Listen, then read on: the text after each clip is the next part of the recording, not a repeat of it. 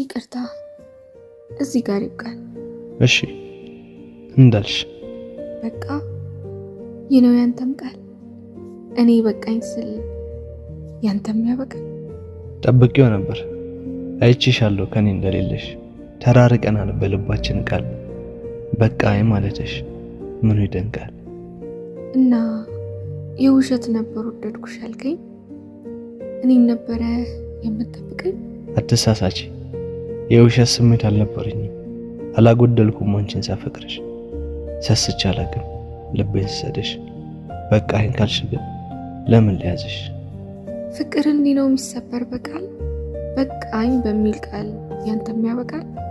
ታውቂያለሽ ከጅማሬያችን አልሸነገልኩም በውሸት ፍቅር ያልቀረብኩሽ እንደምወድሽ አልዋሸሁሽ።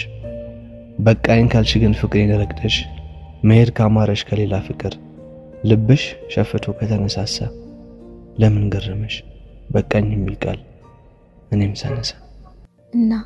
እናማ ሂጂ ካቀርሽው ይብላኝ ግን ላንቺ ንጹህን ፍቅሬን ላደፈረሽ ይብላኝ ግን ላንቺ።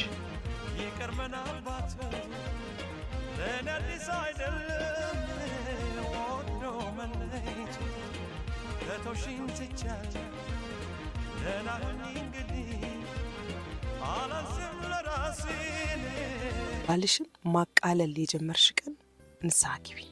ማቃለል፣ ማዋረድ፣ ስለሱ ክፉ ነገር ማሰብ፣ ክፉ ነገር ማውራት፣ ለቤተሰቦች ማማት፣ ለጓደኞች መቦጨቅ፣ ክፍተቱን ማውራት፣ ችግሩን በቃ አንቺ አብረሹ በመኖርሽ ብቻ የምታውቂያቸውን ክፍተቶች ለሰዎች ማውራት የጀመርሽ ቀን ንስሐ ግቢ። ባልሽ የቤትሽ ራስ ነው፣ የልጆችሽ አባት ነው፣ ክብርሽ ነው፣ ሞገስሽ ነው። ቤትሽ የሚከበረው ባልሽ በመኖሩ ነው። እሱ በቤትሽ ውስጥ በህይወትሽ ውስጥ በመኖሩ ቤትሽ ይከበራል፣ አንቺ ትከበሪያለሽ። ለምን? ባል ክብር ስለሆነ ሞገስ ስለሆነ። ባልነት ከሰውየው ማንነት ጋር አይገናኝም። የባልነት ክብር፣ የባልነት ጸጋ፣ የባልነት ሹመት ራሱን የቻለ ክብር ያለው ሹመት ነው።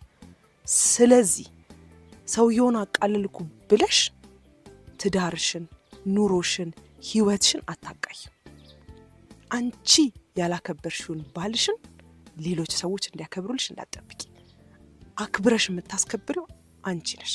ይሄን ከዚህ በፊትም ብያለሁ። ምሳሌ 31 ላይ ያለችው ሴት ባሏም በበር በአደባባዮች በር በቆመ ጊዜ በሽማግሌዎች ዘንድ የተከበረ ይሆናል ነው የሚለው።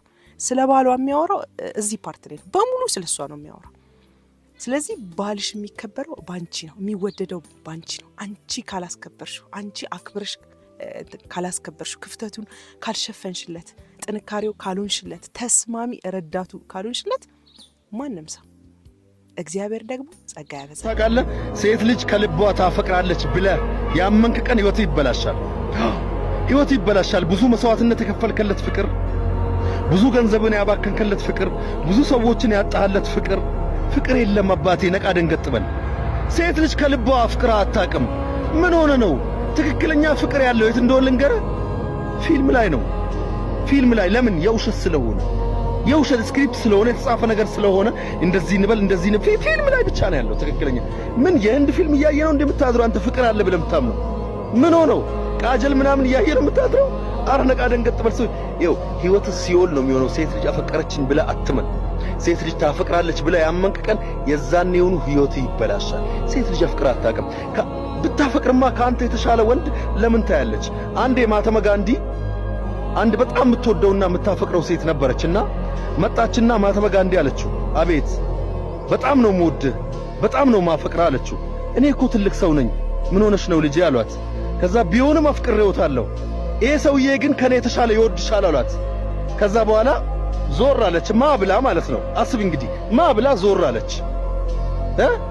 ከዛ ማህተመ ጋንዲ ምን አሏት? እኔም ብታፈቅሪኝማ ይሄን ሰውዬ ስልሽ ዞር አትይም ነበረ አላት ይባላል። ነቃ ደንገጥ በል። ማን ነው እስከ መጨረሻው የሰማው? እስኪ ይሄንን መልእክት ኮሜንት አድርጉልኝ።